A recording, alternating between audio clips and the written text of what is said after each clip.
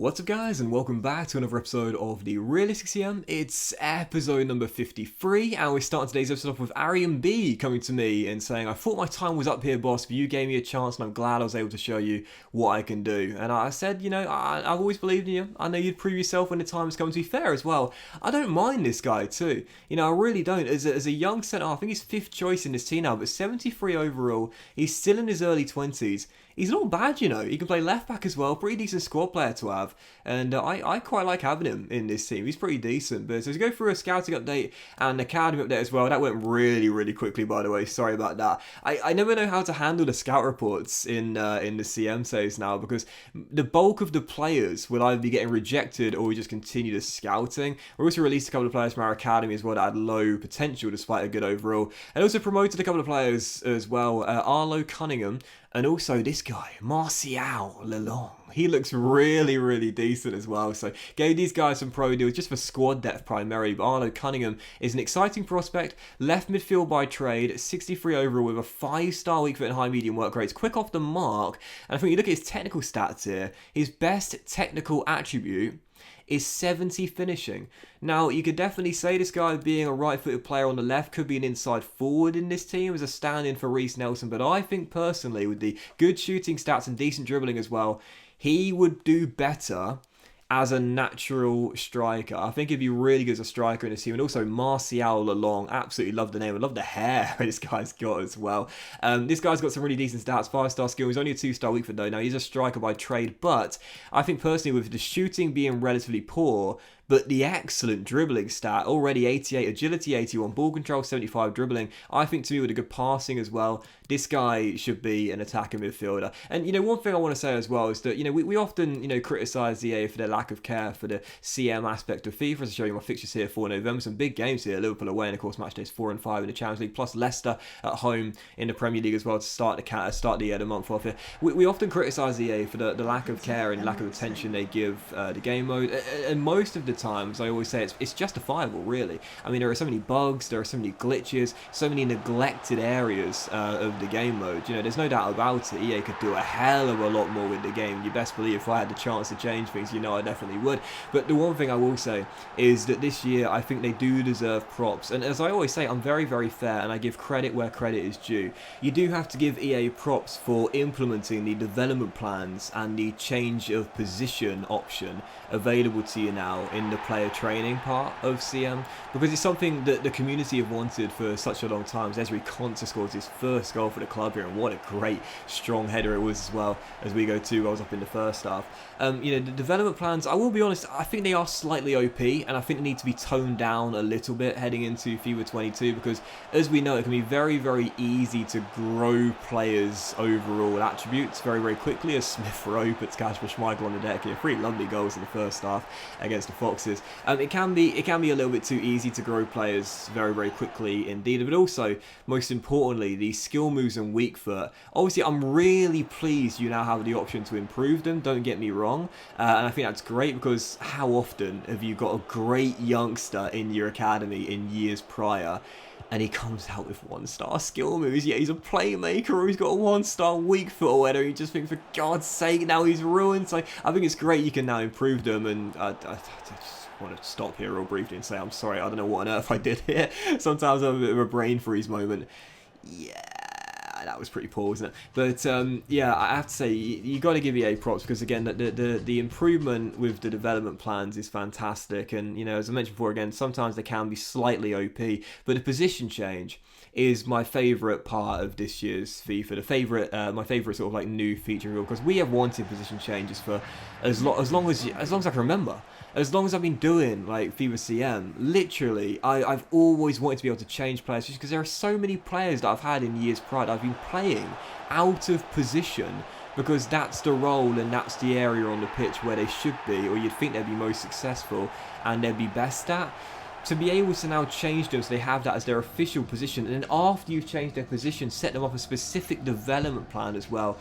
Seriously, you've got to give props to EA for that. It's a great new feature into the game, and hopefully next year do something just as beneficial as well, because this is something the community have wanted for a long time. It's great to know they listened finally. You know, so often EA just don't listen to what the community want, but I have to say it's been great. So we changed those two positions there as we beat CSK Moscow by a goal to nil, courtesy of Harvey Barnes on match day 4. Now we're 1 win away from qualification to the knockout stages, and yeah, we'll see how Long and Cunningham get on once they change their positions from striker to cam, and in the case of Cunningham, left mid to striker. So for the fourth game of today's episode here, we will take on Liverpool away at Anfield. Sorry, third game, Liverpool away at Anfield, as this will be a massive battle here right now at the top of the table. Things very tight between us, Liverpool, and Manchester City leading the way as usual here. So Tyrams Anfield obviously lost here last season towards the back end of the campaign. We fell behind in the first half, so through Ricky making it 1-0, and then in the second half, 6 minutes after the restart, Luka Jovic finds a bit of space and the Serbian smacks it in to make it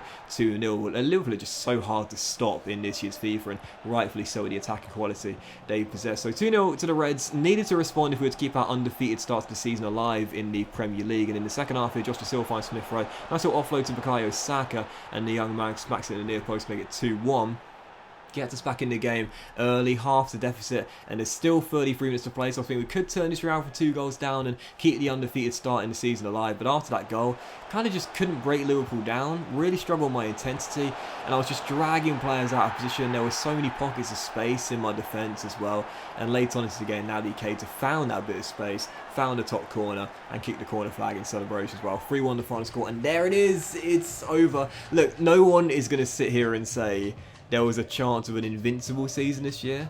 I mean, that was just a pipe dream. Like, there was never going to be a chance of an invincible season. We know that for sure. I wanted to keep the run going for as long as we could, but unfortunately it does end by Jurgen Klopp's Liverpool. So 3 on the final score, and there it is, the undefeated start in the Premier League goes. It was going to go at some point, we knew that, but yeah, 3 on the final score, and a damaging defeat there against a title rival for this season. So for the fourth game of 5 in today's episode here, the Blades, Sheffield United back in the Premier League. They've been a bit of a yo-yo team in this career mode so far, as we take them on here at the Emirates Stadium. Tough start for them right now, sat in the bottom 3, felt very confident of returning to winning ways here. Early on into the game, Luis Suarez had a goal disallowed, didn't include it because it was a clear offside, but 32 minutes into the game, this one was not disallowed. A nice little ball inside to the Colombian, who finished from close range to make it 1-0. But then right before the break here, Sheffield United looking to get back on level terms. Lys Mousset rolls it through to Loreen, the young forward, holds it up well, and look, what a lovely ghosting run from Mousset. I've talked about it before, the off-the-ball movement has definitely improved over the past couple of FIFAs. At times it still can be quite static and quite poor, but that was a lovely ghosting run in behind by Lys Mousset. There was a French forward, found the space and found the back of net as well. So at half-time, tied at 1-1, and I was thinking, come on now, we just lost our undefeated start. I'm not having a slip up here. I mentioned before, if we want to be in a title race, and if we want to be able to compete with the best team in the game right now, Man City, then we can't be slipping out at home to sides right now. They're in the bottom half of the table. So Suarez gets his second goal of the game, 10 minutes after the restart, puts us back in front, and then later on into the game, what a pull this was here to the Colombian, and Luis Suarez bangs it in for his third goal of the game, and already 10th goal of the season as well, as he becomes, I believe, already the 3rd player to get a hat-trick this season. 2nd or 3rd, definitely 2nd. I know Harvey Barnes has got one, but I think someone else has as well. But Suarez gets the goals though, and the match ball as well, as he wins the points single-handedly, basically. 3 on the final score, back to winning ways there. And again, double digits already for our number 18. Now, obviously, as we know, last season, Reece Nelson, Golden Boot winner. Obviously, I'd love for him to retain it. I'd love for him to win it again. But right now, I don't think he'll be the top scorer in the league, or even the team, because Suarez is just on absolute flames right now, banging him in left, right and centre. He's going for the Golden Boot, top scorer in the division right now. 3-1 the final score. And so the 5th and final game of today's episode here, this would be match day 5 in the Champions League group stage, the penultimate game of the group. LASK Linz, the Austrians, coming to take us on in North London here at the Emirates Stadium. Again, heading to the game, you would have seen with the table, we actually only needed just a 1 point on match day 5, and that will guarantee qualification. But of course, I didn't just want the draw, I wanted all 3 points, of course, and directly from kickoff, didn't surrender possession once. Harvey Barnes runs clear and smacks it in off the post from a tired angle to complete a lovely little team goal. Didn't surrender possession once, as the former Fox makes it 1-0 to Arsenal. I love those sort of goals there, where you just don't give the ball away from no break in play.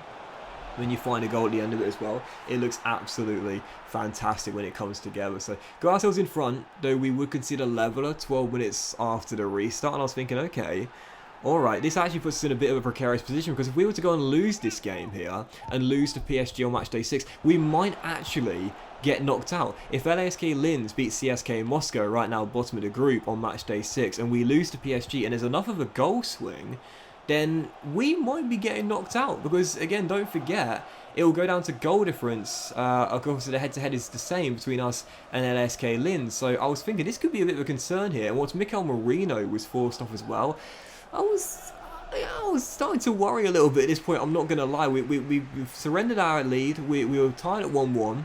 We saw Merino, one of our best players, go down as well and get forced off as well. And I was starting to think we need a little bit of a pressure relieving moment here. We need a goal. We need to get back in front and settle the nerves. And when I need a goal, when I need someone to do it for me, who's the guy I ordinarily turn to?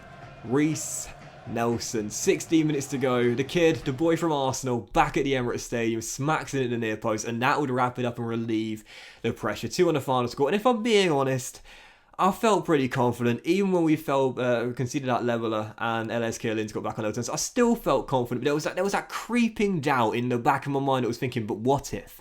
But what if? You know, at 1-1, we're still qualifying the game to spare if we have the draw, but what if? You know, in the back of my mind, I'm still being defeatist, pessimistic, negative, what if? But that goal there did wrap it up. 2 on the final score. We qualify heading into match day 6 against PSG. We're probably going to finish runners-up now, but that's okay with me. We're still in the top 4 in the Premier League as well, and whilst Mikel Merino is down for 2 months. A little bit of a struggling patch, not at our best. We're still coming through right now and doing what we need to do. But that was this episode of the Realistic CM, guys. Big thank you for watching. If you enjoyed it, if you hadn't, please drop a like. Much love to you all. Have a fantastic day, and I'll see you for the next episode of the Realistic CM featuring Match Day 6 in the Champions League very soon.